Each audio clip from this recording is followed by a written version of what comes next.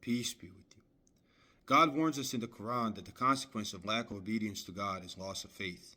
And when we consider what faith is, then we will recognize that this indeed would be a great loss.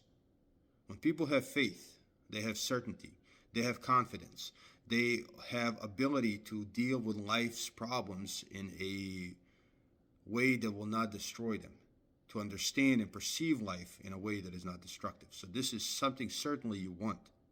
But if we do not obey God, then God tells us that that kind of emotional state will be taken away from us.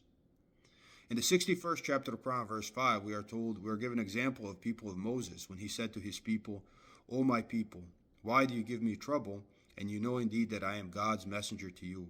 But when they turned aside, God made their hearts turn aside. So when they stopped obeying Moses, God made their hearts turn aside.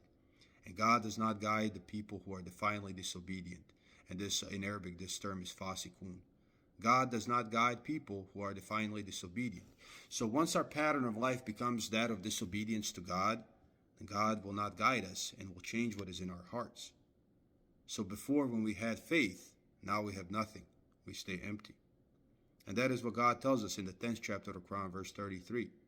Thus does the word of your Lord prove true against those who are defiantly disobedient, people who are fasaku, that they do not believe.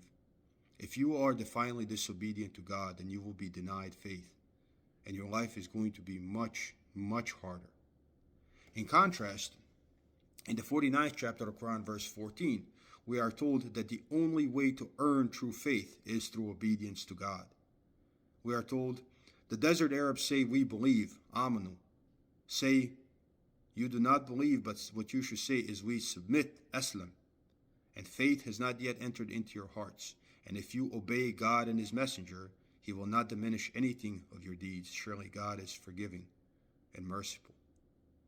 People who are fasikun, who are non-practicing, who know what they're supposed to do but they do not do it, are giving away something that makes life worth living, faith.